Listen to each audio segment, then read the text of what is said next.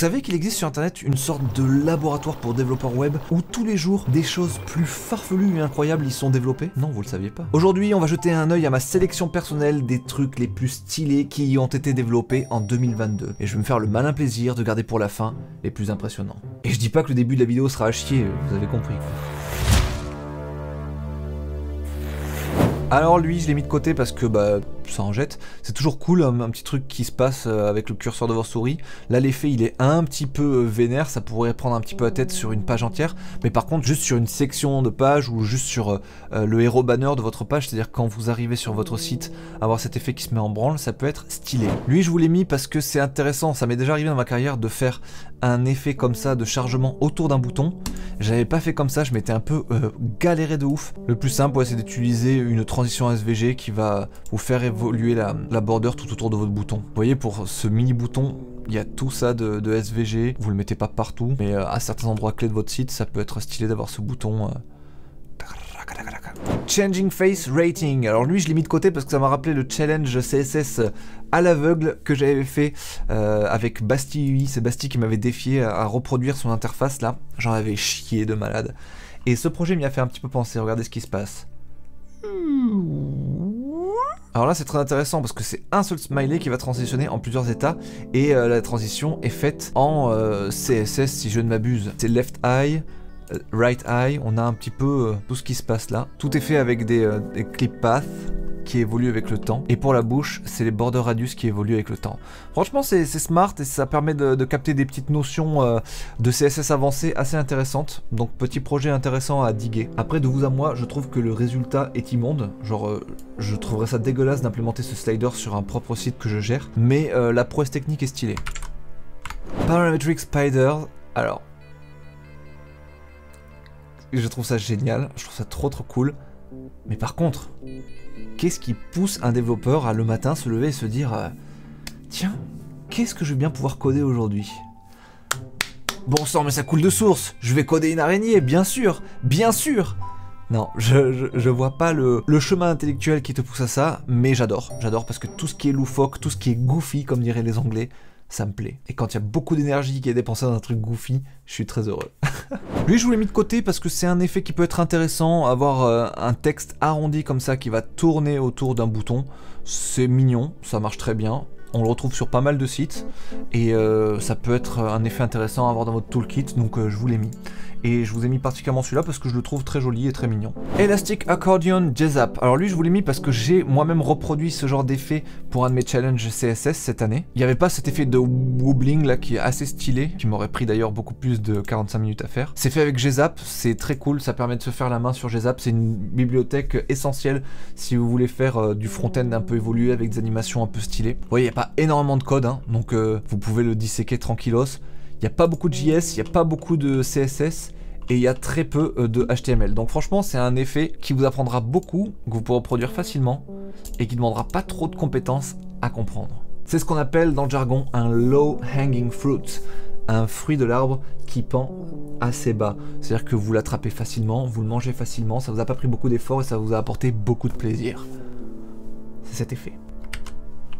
Rounded Box Matcap Texture, qu'est-ce que c'est que ça? Là c'est 3JS, waouh, c'est stylé, regardez la réflexion sur la boîte elle est un peu sale, on voit le plastique, on voit les coups de chiffon qui ont été passés dessus, les réflexions des tubes devant, c'est méga stylé, je sais pas comment il a fait ça, c'est du 3JS à 100%, ça c'est la seule chose que je peux vous dire, magnifique en tout cas comme effet, hein. Par contre là, c'est bizarre qu'il y ait une réflexion blanche, alors qu'il n'y a aucune barre en face de ce truc, le mec est un peu grugé.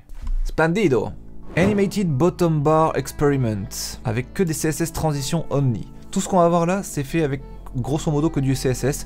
Il y a juste du JavaScript qui permet de passer, qui permet de toggle un élément à un autre, qui permet en gros de dire lui ça devient un élément actif et le précédent n'est plus actif. Donc on va cliquer. Donc lui c'est plutôt classique, mais c'est toujours intéressant de voir comment on fait cette petite barre qui navigue à travers tous les sub-items d'un menu. J'ai fait 1000 fois dans 1200 projets ce truc, c'est terrifiant. Ensuite, là je crois qu'on va avoir des choses un peu plus intéressantes. Avec cette espèce de boulasse qui dépasse, et puis après ça arrondit ici l'angle. C'est assez stylé, je sais pas comment elle a géré ça, mais je dirais bien ça d'un petit peu plus près, voyons voir. Inspect. Ouais, c'est le before et le after qui jouent ce petit rôle là un peu chelou. Border bottom, top. Attends, On va le mettre en black pour que vous puissiez voir un peu ce qui se passe. Ah ouais! Magnifique! Dans cette couleur, vous pouvez voir ce qui se passe. Ok, en tout cas, super intéressant cette technique pour faire un angle arrondi comme ça, à côté d'un rond. Très beau, très stylé, c'est validé. Non, ouais, c'est pas joyeux.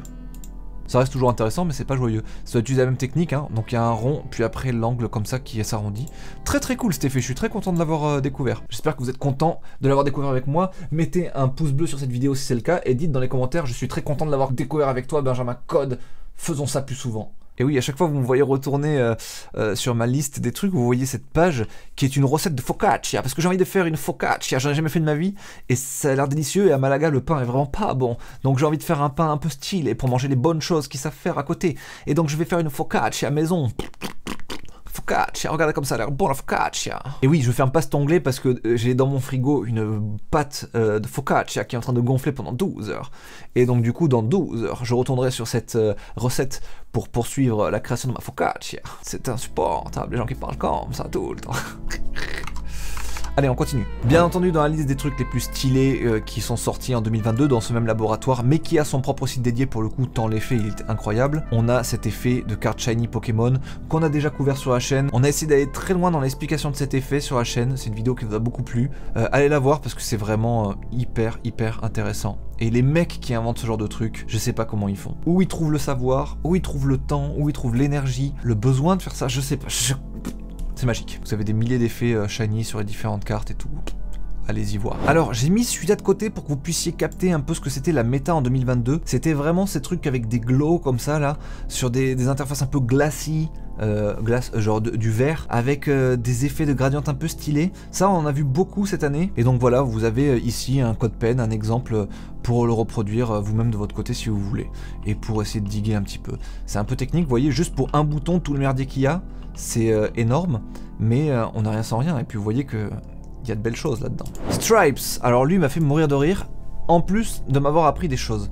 En fait, le premier truc qui m'a choqué là-dedans, bon, déjà c'est très mignon, hein, faut se le dire. C'est un petit peu de CSS Art en plus, si je ne m'abuse. Hein. Alors, j'aime pas personnellement le CSS Art, je trouve que c'est beaucoup de temps investi pour pas grand chose au final, je comprends pas trop l'intérêt. Mais ce qui est fait, là c'est du CSS Art.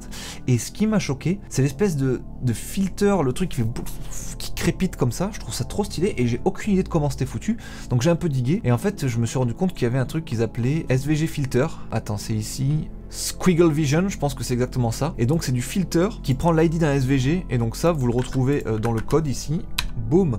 Vous avez votre SVG. J'avais jamais manipulé les filtres SVG de ma vie et je suis trop surpris qu'on puisse faire de telles choses. Et alors, pourquoi je place cet effet au firmament de mes effets préférés? C'est parce qu'il y a un petit easter egg dedans. Un petit easter egg loufoque, goofy comme je les aime. Si vous cliquez,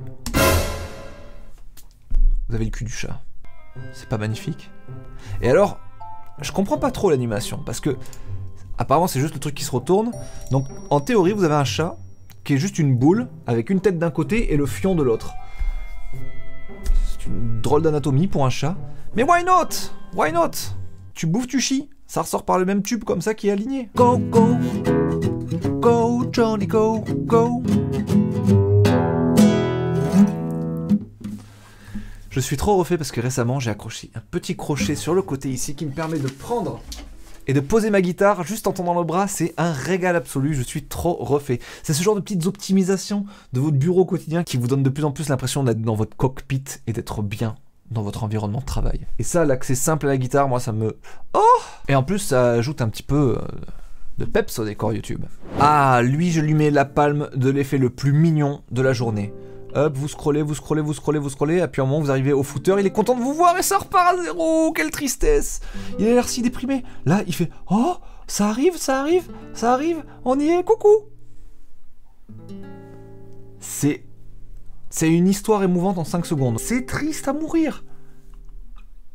Mais c'est hyper bien. C'est hyper bien présenté, c'est hyper cute, c'est hyper chouette. Bravo. Analysez ça par bloc, et l'effet vous devrez être... très simple à comprendre. D'ailleurs, pour tous ceux qui se posent la question, tous les liens vers tous ces effets seront dans la description. Je mets le lien vers une page Notion sur lequel il y a tout qui est répertorié et vous les retrouverez tous là-dedans. Alors lui, CSS Mechanical Keyboard, je le mets au firmament de la beauté. Le son est trop juicy, sexy, le design est magnifique. C'est du CSS Art avec des animations CSS et un peu de JS pour gérer les sons et les états des boutons. Ça sert à rien, mais on s'en fout parce que c'est magnifique. Ce qui est trop bien après dans ce genre de truc, comme c'est en CSS, c'est que vous pouvez saccager le rendu final très facilement, genre en enlevant certaines propriétés, genre vous enlevez la ligne item center, vous enlevez le justify content, vous mettez une couleur atroce. Voilà, vous enlevez le text shadow. La shadow à elle toute seule est responsable de cet effet 3D. Sans la shadow, comme c'est moche, et avec la shadow, ça fait tout de suite trop cool. Donc pensez-y que les text shadow permettent de faire de très beaux effets 3D qui tabassent. Bon bref, je vais m'arrêter là dans la destruction de cette calculette. Snowball Preloader. Alors celui-là, je le place dans mon top 3 parce que il me fascine. Il y a vraiment pas grand chose en HTML, pas beaucoup plus de choses en CSS, mais l'effet marche à 200%. Le trompe-l'œil est là, c'est beau cet effet, c'est que de la gestion de shadow dans tous les sens, mais ça marche redoutablement bien et c'est très reposant. J'en ai vu des tonnes et des tonnes des spinners, mais celui-là, je sais pas, il a un truc qui m'absorbe. Faut croire que les boules, ça me touche.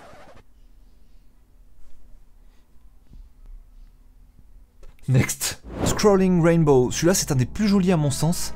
Regardez ça. Paf.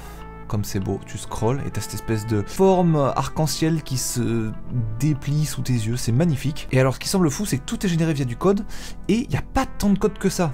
Il y a un tout petit peu de HTML, pas beaucoup plus de CSS, et vraiment pas grand chose de plus de JavaScript. Mais il y a ces fonctions magiques, Simplex, Noise. Toutes les fonctionnalités de Noise en Creative Development, c'est incroyable, c'est ce qui ajoute du hasard, du randomness, et en même temps ce côté organique. Il y a souvent beaucoup de magie qui opère dans ces tout petits trucs ici là. Sublimissime, je kiffe. On fera cet exercice de veille tous les mois ou tous les 2 mois, donc abonnez-vous si ça vous a plu. C'est tout pour aujourd'hui, ciao ciao.